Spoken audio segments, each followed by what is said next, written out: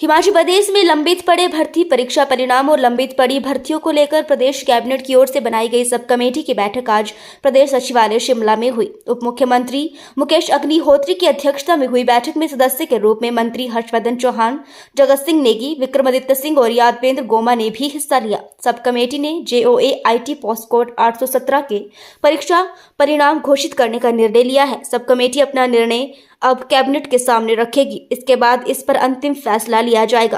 प्रदेश के उप मुख्यमंत्री और लंबित भर्तियों के मसले पर सब कमेटी बनाई गई। सब कमेटी के अध्यक्ष मुकेश अग्निहोत्री ने कहा कि हिमाचल प्रदेश में प्रतियोगी परीक्षाओं के परिणाम को लेकर 5 सदस्यों की सब कमेटी का गठन किया गया था।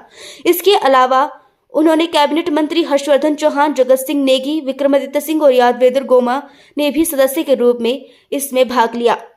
उन्होंने कहा कि सब कमेटी ने सभी परीक्षाओं पर चर्चा की है और विशेष तौर पर JOA IT पोस्ट कोड 817 में अपना निर्णय लिया है। उन्होंने कहा कि पोस्ट कोड 817 एक बड़ा एग्जाम था जिसमें 2.25 लाख अभ्यर्थियों ने परीक्षा फॉर्म भरा और 1 लाख से ज्यादा विद्यार्थियों ने परीक्षा दी।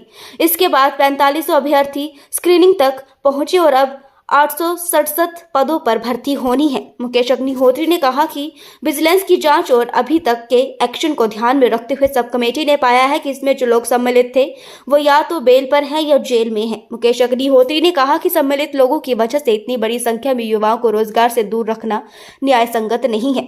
वहीं प्रदेश में लंबित पड़े अन्य प्रतियोगी परीक्षाओं और भर्तियों से जुड़े मामलों पर उन्होंने कहा कि अभी सब कमेटी की ओर बैठकें होनी है। ऐसे में आने वाले समय में अन्य परीक्षा परिणाम और भर्तियों से जुड़े मामलों पर सब कमेटी फैसला लेगी। उन्होंने कहा कि पोस्ट कोड 817 के आकार को देखते हुए सब कमेटी ने इस पर अभी अपना निर्णय किया है।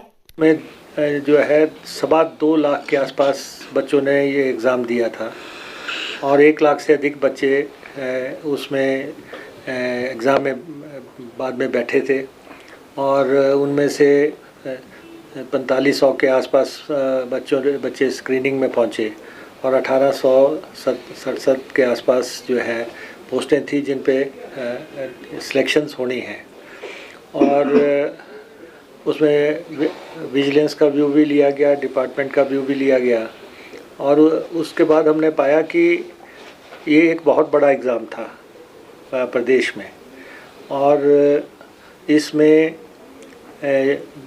लगभग 7 के आसपास ऐसे लोग हैं जिनके खिलाफ FIR हुई है या जो बेल पे हैं या जेल में हैं, लेकिन एग्ज़ाम बहुत बड़ा था।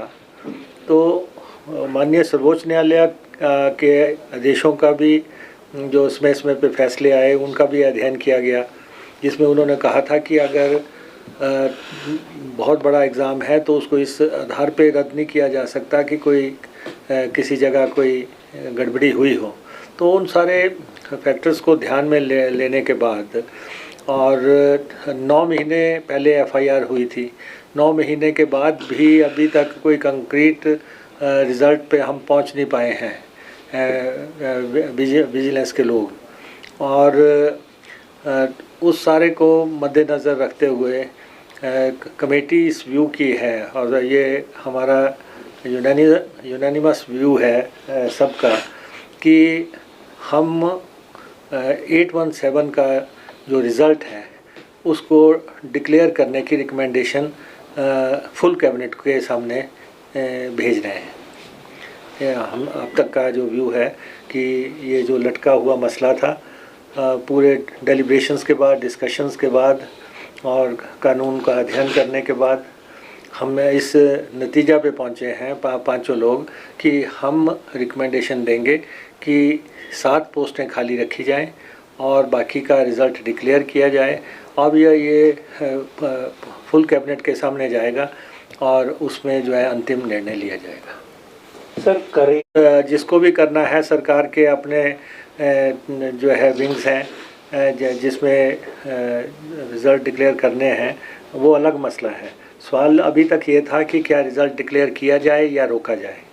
तो उसका फुल लेंथ अध्ययन करने के बाद और इसका आकार देखते हुए कि कितने बच्चे इन्वॉल्व हैं, प्रदेश के यूथ ने को जो है नौकरी उपलब्ध हो और वो अननेसेसरली डिले होता जा रहा है तो अगर 7 लोग इसमें शामिल पाए गए हैं अब तक, या उनके खिलाफ़ जो है FIR हुई है, उसे बाकी जो है बच्चे जो हैं उनको नौकरी ना मिले लंबे अरसे तक, ये जो है न्याय संगत नहीं होगा।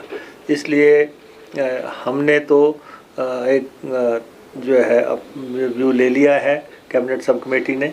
हम अपनी रिकमेंडेशन फुल कैबिनेट को भेजेंगे और वहाँ पे अंतिम निर्णय लिया जाएगा। सर, इसके अलावा भी जो अन्य भर्तियां हैं जिनके परिणाम